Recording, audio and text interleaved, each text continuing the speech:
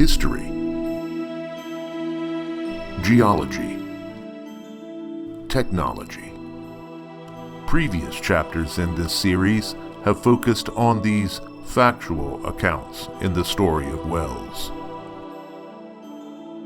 However, water wells have a much more profound effect on the human psyche than most people in the modern world ever consider.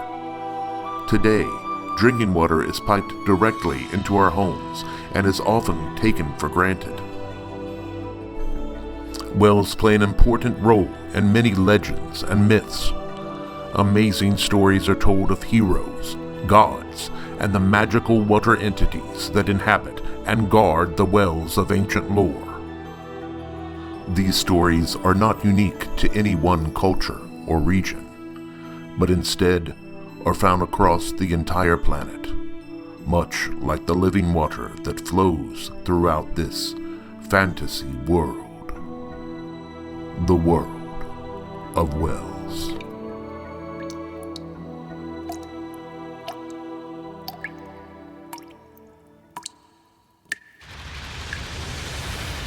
McClain Shallow Wells founder, Jim McClain, takes us on a wide-ranging journey to everything wells. From cultural influences, their place in our history, religion, and art, to how they helped shape our world and the contours of humanity.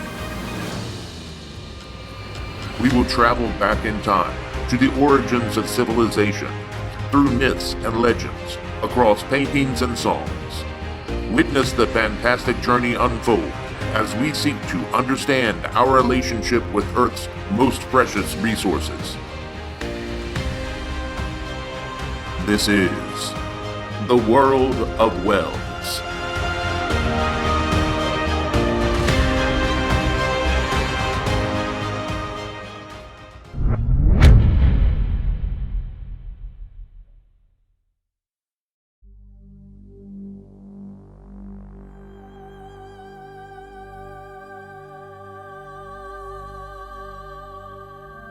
Clean water.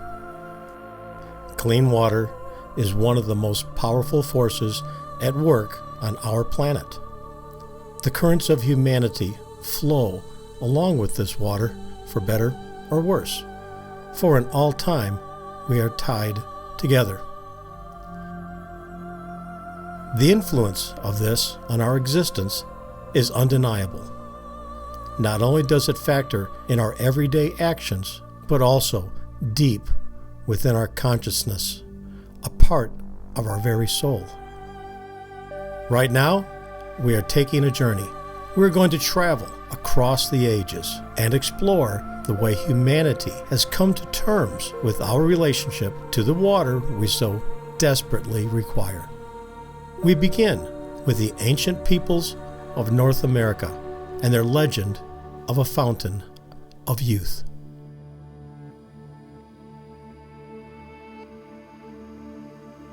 Of all the magical properties bestowed upon ancient wells, the ability to restore a person's youth is possibly most common across the globe.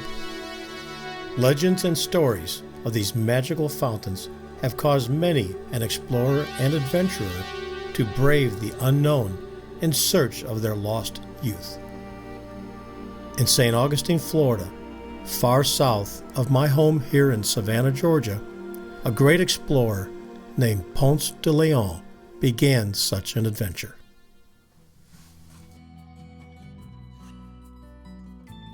Ponce de Leon was a conquistador that first came to America in 1493 with the second voyage of Christopher Columbus. In 1508, on orders from the King of Spain, he explored and colonized the island he renamed Puerto Rico. In all of his long years exploring and colonizing, he heard the Indians speak of a legendary, magical spring whose water was believed to make older people young again. Undoubtedly, as a child, he would have heard similar tales of magical springs in his homeland, Spain. So convinced of the possibilities, he financed his own expedition to find The Fountain of Youth. Ponce de Leon explored many areas, including the Bahamas, in search of the mythical fountain. Some postulate that he never was actually seeking the fountain, but instead was obsessed with finding treasure and conquering ever more land for the Spanish crown. Whatever his motive, in 1513 his ships landed on Florida's east coast near present-day St. Augustine. He claimed the area for Spain and named it La Florida. He continued exploring, making his way down through the Florida Keys and up the western coast. In 1514, he would return to Spain and be named a captain general by the king. His last expedition in 1521 was met by Native American warriors who wounded many of his 200 men, including Ponce de Leon himself. He died later that year from his wounds.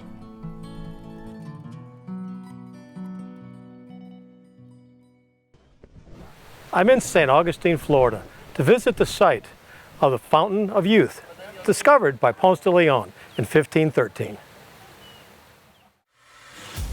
The Fountain of Youth Archaeological Park sits right at the epicenter of St. Augustine's historic attractions and claims to be the oldest theme park in America.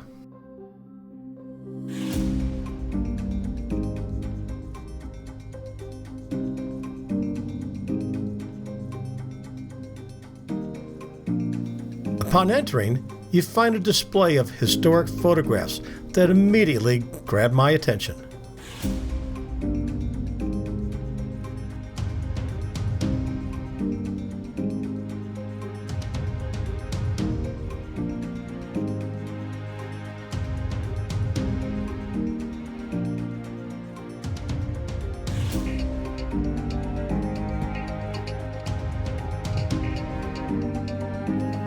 As you enter the gardens, you really start to see the magic of this place.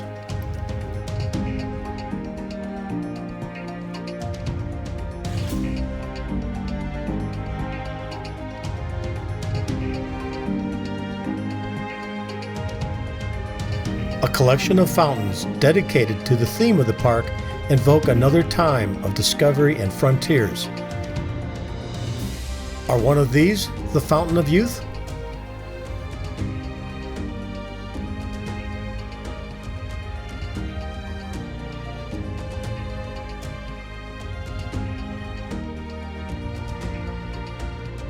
Can you tell me where the Fountain of Bourbon is?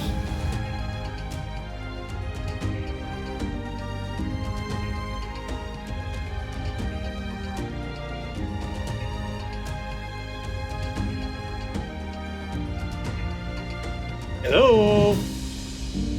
Nope. No Fountain of Youth in here either.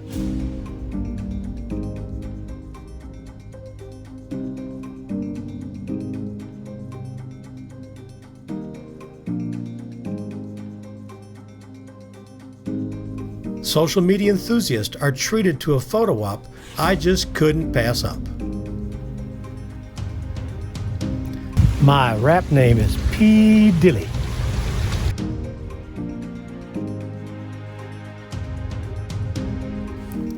A reenactment area helps you to understand the cultures that existed here centuries before the Spanish conquest. Friendly staff provided more detailed accounts of history here and made us feel welcome to enjoy the park during our visit.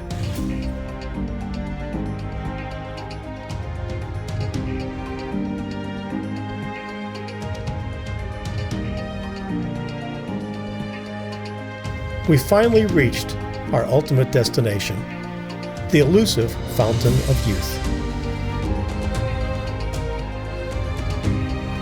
As you approach the fountain itself, you encounter colorful dioramas that help to illustrate pre-Columbian culture and the arrival of conquistadors.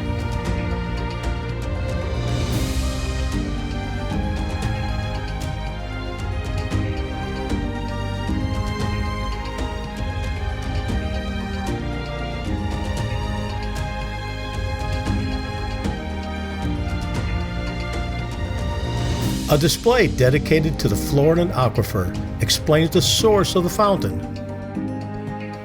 The Floridan aquifer is one of the most productive aquifers in the world of wells.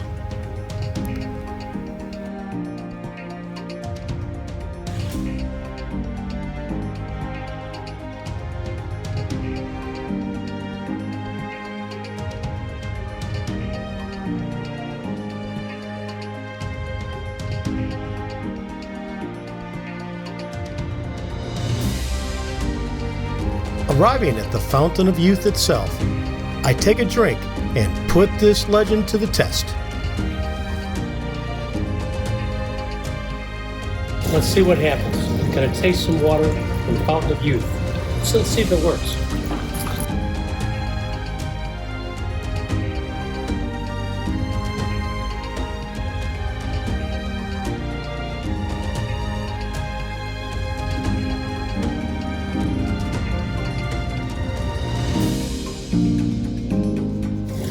Well, that didn't last very long. It was a nice try, though. Actually, you can enjoy this water as often as you like. They sell souvenir bottles of spring water in the gift shop. I bought 2. We didn't have very much luck staying young after drinking from the Fountain of Youth. But maybe we'll have better luck turning water into wine. I think one of my favorite parts about the Fountain of Youth Archaeological Park was the Discovery Globe. A 2-story realistic 3D globe of the Earth. It is so rare that we get to see the Earth in the actual 3 dimensions, and you get the perspective of what the continents and the immensity of the water on the planet is. 71% of the globe is water. 96% of that is salt water. Only 1% of the water on Earth is fresh water. And you get to see that at the Discovery Globe. The story of establishing this park is amazing in itself. You can learn a lot more by visiting their website, www.fountainofyouthflorida.com. We have established that Ponce de Leon didn't really discover a fountain of youth. What he did discover was Florida, an amazing part of the world that eventually became the United States of America.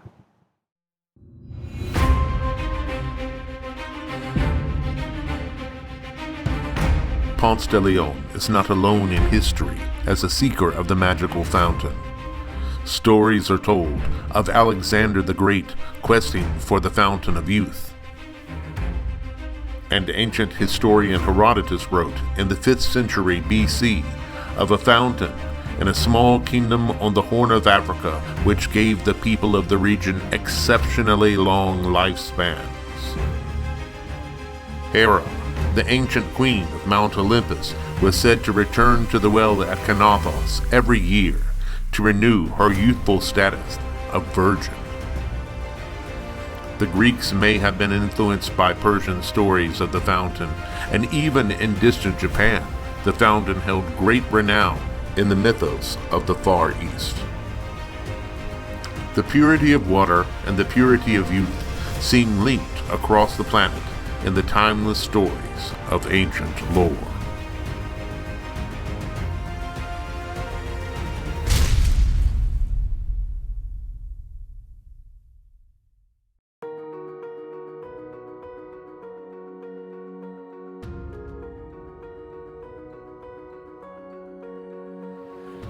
You may have seen a fountain like this in your neighbor's yard. You may have seen them at a park or at the shopping mall. Wishing wells are found in many places, and when we do see them, we know exactly what we're supposed to do. We throw in a coin and make a wish. But how and when did all of this begin? Did our ancestors truly believe that they had to pay for their wishes? Let's take a look into the folklore of wishing wells.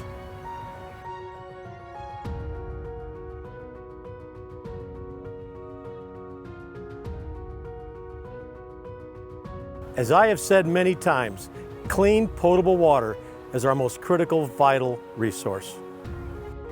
In past episodes, we have explained that settlements and towns were established near water wells. To protect the water and keep it safe from contaminants, the people often built protective structures, and these structures became gathering places. In many cases, it was thought that spirits or gods resided in or protected these wells and kept them clean. One of the earliest written references to a wishing well was made in the 2nd century by Pliny the Younger. When describing a particular spring, he wrote, "There the water, clear as glass, allows you to see gleaming pebbles on the bottom, and the coins people have thrown in."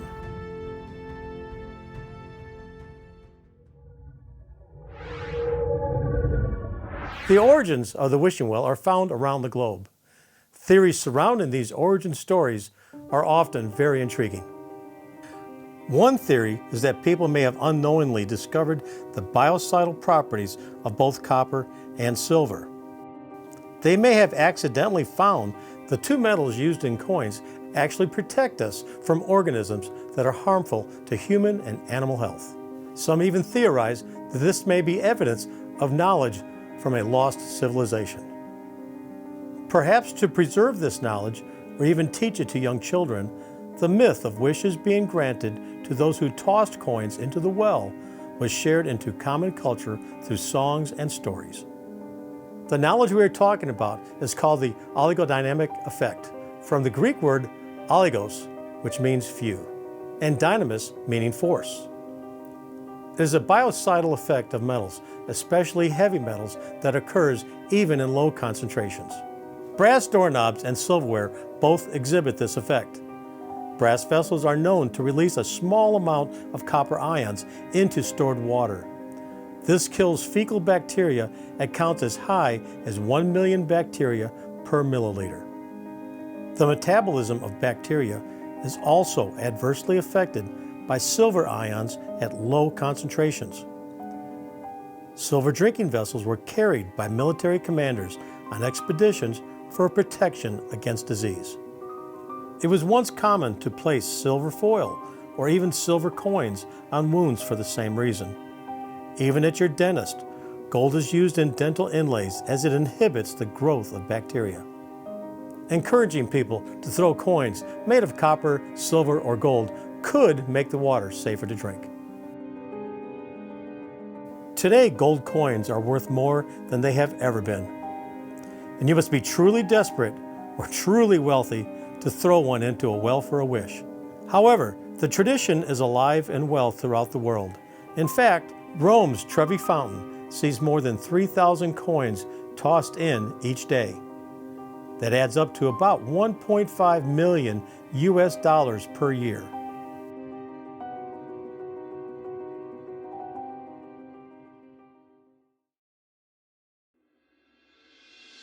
One popular Norse legend revolves around the god Odin.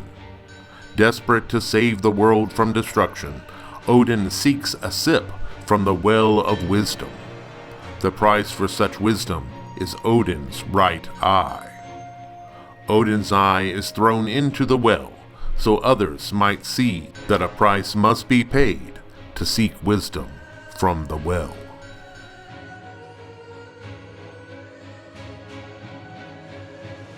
The Germanic tribes of Europe believed that spirits created and lived in the waters of their springs and wells. In honor of the sacred nature of the water, one might drop a small coin or another valuable token into the well in hopes that the spirits would be pleased. For who knows what power flows through the water of the well.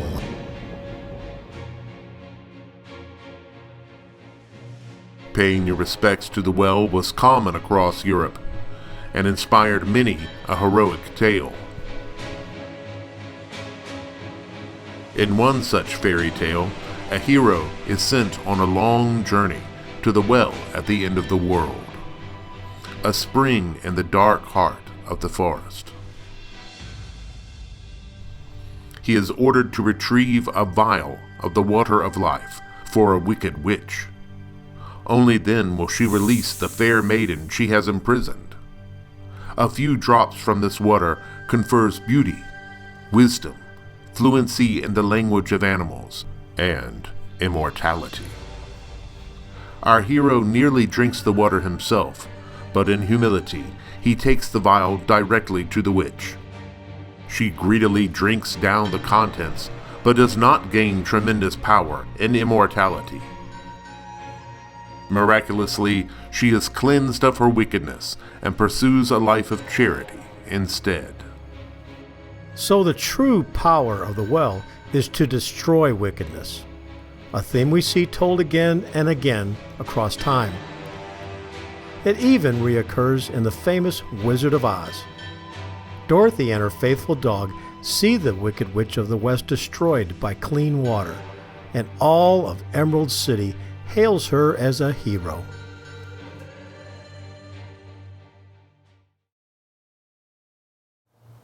The amazing power of healing is bestowed upon many wells throughout the world.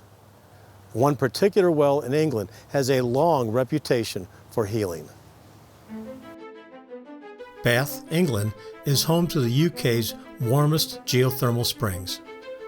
People have been visiting this well since prehistoric times, seeking to heal their aching bodies. Early records reveal the sacred pool at Bath was dedicated to the Celtic goddess Sulis, and when the Romans arrived, they referred to the site as Aqua Sulis, or in English, Waters of Sulis. Many Roman pilgrims came to the pool for healing, bringing gifts and offerings they laid at the 6 altars dedicated to Sulis, and 2 dedicated to Sulis Minerva, the Romano-Celtic form of the same goddess. Today, Bath is a revered World Heritage Site. Roman remains are preserved, protected, and displayed within a museum environment, and the Roman baths can still be appreciated for their original use.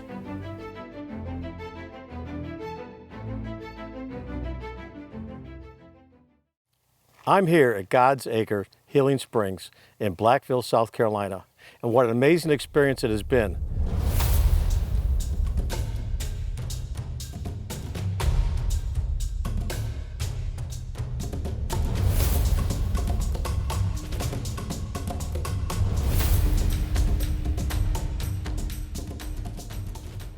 The stories I've heard make me believe, and it truly is a healing spring. We have found, if not the fountain of youth, the fountain of healing.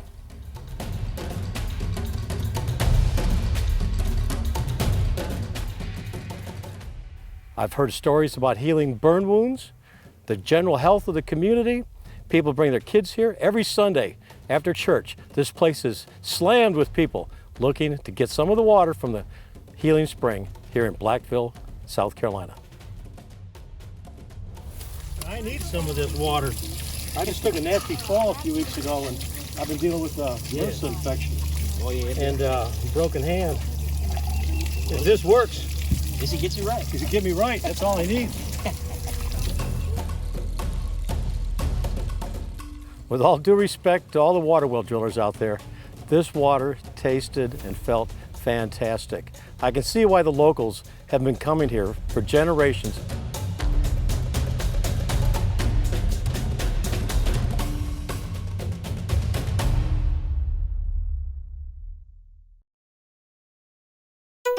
God's Acre Healing Springs is located 50 miles east of Augusta, Georgia, in Blackville, South Carolina. As we turned onto Healing Springs Road, we spotted a marker with a story about the springs that goes something like this.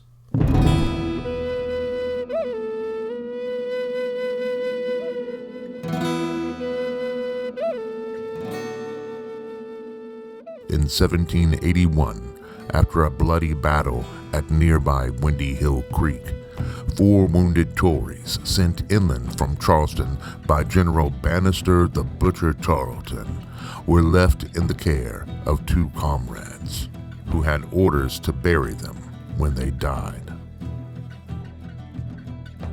Luckily, Native Americans found them and took them to their secret, sacred healing springs. 6 months later, the Charleston garrison was astonished by the reappearance of the 6 men. All were strong and healthy.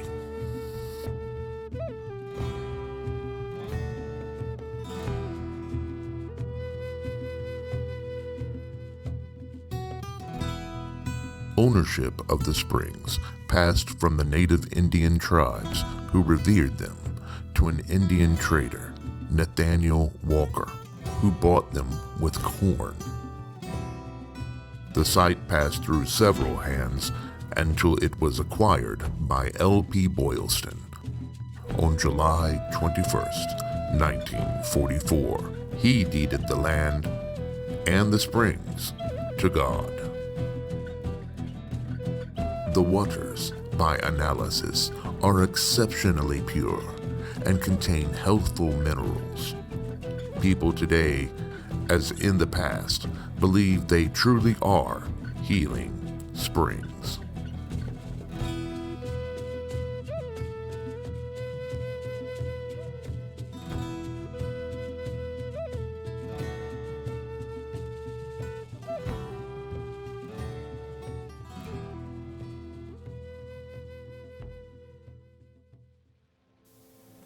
I'd just like to add here that while doing research on God's Acre Healing Springs, we discovered that in Mel Gibson's 2000 film, The Patriot, the fictitious Colonel William Tavington, played by Jason Isaacs, was based on Bannister the Butcher Tarleton, who appears so prominently in this history.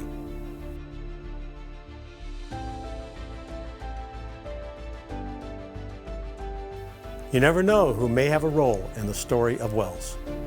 Also, I'd like to mention, one thing that stood out for me here was how people had left gifts of artificial flowers and even coins to express their reverence for the springs.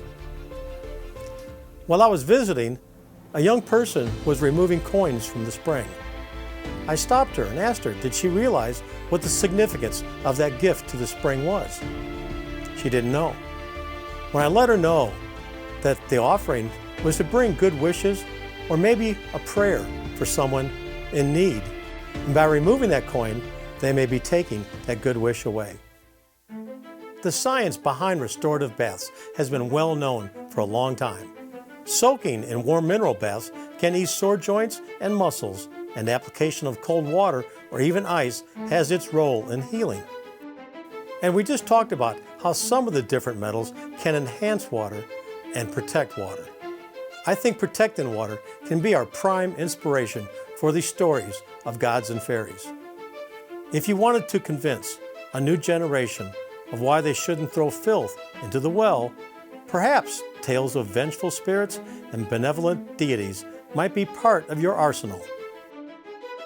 Charging the well with supernatural power certainly captures the imagination and is still working in our culture today as a call to protect our vital resource.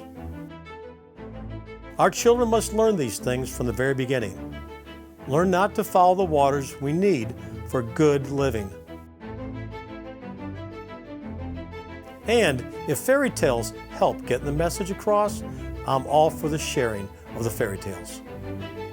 But not everyone is superstitious, and sometimes drawn wells are deliberately filled in or spoiled with malicious intent. Wells would often end up as garbage receptacles and thus become valuable windows into the past for archaeological researchers. Today, when wells come to the end of their utility, they should be sealed with appropriate material to prevent chemical contaminants, bacteria, and debris from entering the groundwater. An abandoned well is a water well that is no longer in use and has been out of use for 3 or more years. To protect groundwater and public health, these wells should be properly abandoned. A properly abandoned water well is one that has been plugged and sealed by a licensed well driller. The plug must be constructed to fill the well hole for the length and diameter of the well. Merely capping an abandoned well is not enough to prevent it from becoming a problem. Well type and site geology determine the materials and the requirements for plugging abandoned water wells. For example, flowing wells and wells that terminate in bedrock are required to be plugged with cement grout. Shallow, small diameter wells may be effectively plugged with bentonite chips. The State of Georgia Water Well Standards Act of 1985 provides laws for well owners for the proper abandonment of water wells. To legally abandon a well, the owner must hire a licensed well driller. Unused water wells that are not properly abandoned leave open holes in the ground. These holes are dangerous. People, especially children, pets, and wild animals, can get hurt or trapped after falling into an abandoned well. These holes serve as direct channels for contamination into Georgia's groundwater. They allow chemicals and bacteria from the surface environment to pass straight through to a drinking water source.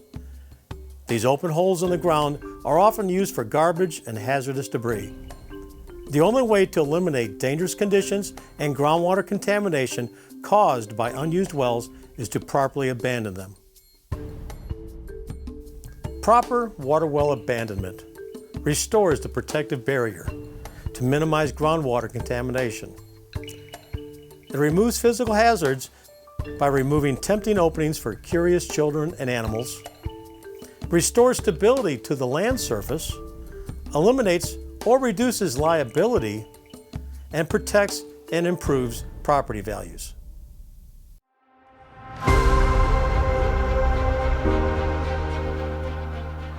The real power of wells often goes unrecognized. Because clean water is so readily available in the modern world, it often isn't given much thought. The way water impacts our lives may not always be considered, but it should be, and it should always be respected. Water flowing in its liquid form is a powerhouse. The greatest solvent in the world is water, and is often called the universal solvent. Water dissolves more substances than any other liquid and cleanses our world. Liquid water sustains our crops, enables us to travel great distances with ease, does our heavy lifting, provides for fishing, and by flowing, it even powers our water wheels.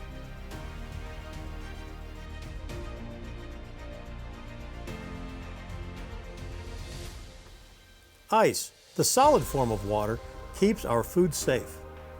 Keeping foods chilled at proper temperatures is one of the best ways to prevent or slow the growth of microorganisms such as Salmonella, E. coli, and C. botulinum, which causes botulism. Ice can help to ease pain and can be used in a variety of decorative and recreational activities.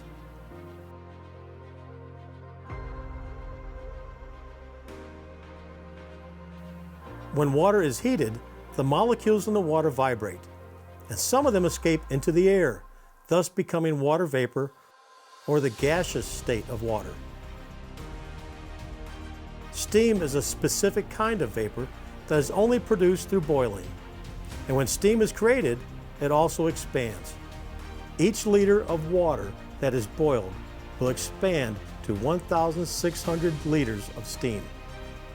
The steam engine changed our world.